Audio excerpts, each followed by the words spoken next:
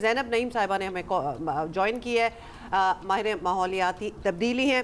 ज़ैनब साहिबा, सबसे पहले तो ये बताएं, क्योंकि अभी हम फिनोमेना ये इसके बारे में समझ भी रहे थे, लेकिन आप हमें ज़रा बेहतर समझा सकती हैं ला नीना क्या है और हमारे मुल्क पर इसका ऐसा असर क्यों पड़ रहा है स्पेसिफिकली?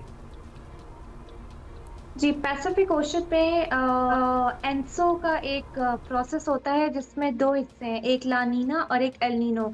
ला नीना जब ये मानसून का सीज़न होता है तो साउथ एशिया की तरफ ज़्यादा बादल लेकर आता है और ज़्यादा बारिशें होती हैं और एल नीनो से जो है वो ड्राई स्पेल आता है। लेकिन ला नीना सर्दियों में जो है वो ड्राई स्पेल थोड़ा लेकर आता है साउथ एशिया की तरफ, तब ज़्यादा बादल नहीं आते। तो अभी ला नीना की इन्फ्लुएंस अब देख रहे हैं पाकिस्तान में कि उस तरह से बादल जो है सर्दियों में इसका रिवर्स इम्पैक्ट होता है और बादल नहीं आ रहे, इसकी वजह से ड्राई स्पेल है। अच्छा डॉक्टर ज़ैनब, अब बताया जा रहा है, अभी हम महकमा मौसमियात से भी बात कर रहे थे कि इस बार बर्फबारी कम होगी, दर्जा हरारत भी सर्दियों में मामूल से कुछ ऊपर रह सकता है, जिसके नतीजे में खुश्क साली का खतरा है।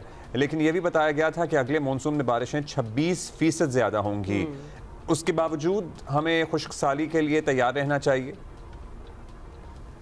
जी देखिए, एक हम ट्रेंड देख रहे हैं पिछले कुछ सालों में, जो अक्टूबर, नवंबर और दिसंबर में आपकी जो बारिशों का स्पेल है वो बहुत कम हो गया है। बारिशें उस तरह से नहीं होती और ये ज़्यादातर ये ड्राई पीरियड चलता है। इसमें ज़ाहिर सी बात है, जब बारिश नहीं होती और फिर सर्दी में जो ड्राई सीज़न होता है तो उससे आपकी फसलें भी अफ़ेक्ट होती हैं। तो ये हम ट्रेंड पिछले कुछ सालों से देख रहे हैं। लेकिन अभी क्योंकि क्लाइमेट चेंज की वजह से ये ट्रेंड ज़्यादा अफ़ेक्ट हो रहा है, तो आने वाले कुछ दिनों में मिड दिसंबर के बाद हल्की-फुल्की बारिशें एक्सपेक्ट की जा रही हैं। लेकिन वो बारिश भी जो है वो बिलो नॉर्मल ही रहेगी, यानी जिस तरह से पहले आज से कुछ सालों पहले हुआ करती थी ज़्यादा दिसंबर में और जनवरी में, उस तरह से बारिशों का ट्रेंड नहीं रहेगा। तो बिल्कुल बारिशों को क्लाइमेट चेंज की वजह से ये ट्रेंड शिफ्ट कर गया और अब सर्दियों का सीज़न श्रिंक हो गया, यानी सर्दी थोड़े अरसे के लिए होगी, लेकिन जब बारिशें होंगी तो सर्दी की शिद्दत में इज़ाफ़ा होगा, पर वो वक़्ती होगा और वो ज़्यादा टाइम के लिए नहीं होगा। तो ये क्लाइमेट चेंज की इन्फ्लुएंस में हो रहा है। Actually you very right Zainab साहिबा, क्योंकि ये ट्रेंड शिफ्ट होते हुए हम पिछले कुछ सालों से ही देख रहे हैं और ऑब्वियसली अब हम फोरसी भी कर रहे हैं कि हर साल कुछ ना कुछ बदलेगा। आप कह रही हैं कि सर्दियों का जो सीज़न है वो दौरानिया जो है वो कम हो गया, हालांकि I am sure if you could pick and choose तो वी वुड वांट के गर्मियों का दौरानिया जो है वो थोड़ा सा श्रिंक हो। इन एनी केस आगे चलते हैं, ये बताएं कि ये जो साल ख़त्म हो रहा है, हमने क्लाइमेट चेंज के बराह रास्त सबसे नुमाया असरात देखे हैं, बड़े शहरों तक भी सैलाब देखा है हमने।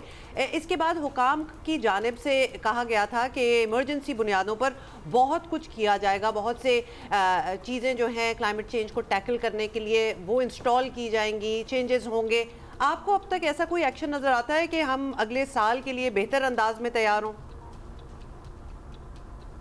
देखिए, मुझे सबसे जो चैलेंज नज़र आ रहा है वो ये है कि हम अभी तक पॉलिसी और साइंस को आपस में कनेक्ट नहीं कर पाते, इसलिए हमारी जो एनफोर्समेंट है या एक्शन प्लानिंग है वो उस तरह से नहीं हो रही। मिसाल के तौर पे आप एक ट्रेंड देख रहे हैं, बड़े शहरों में सैलाब भी आया, लेकिन इस दफ़ा काफ़ी मैदानी इलाकों में और बड़े शहरों में एक ट्रेंड है कि जो दिन के वक़्त का टेम्परेचर है वो मामूल से ज़रा ज़्यादा है और जो रात के वक़्त का टेम्परेचर है वो मामूल से कम है, यानी रात को सर्दी ज़्यादा है। और क्योंकि जब ड्राई हवा है, जब वो मौजूद होती है दिन के वक़्त, तो वो अपने अंदर सूरज की शॉ को ज़्यादा जल्दी जज़्ब करती है, इसलिए आपका सरफेस टेम्परेचर बढ़ जाता है और रात के टाइम ड्राई हवा से जल्दी जो है हीट निकल जाती है, इसलिए ठंड पड़ती है रात के टाइम।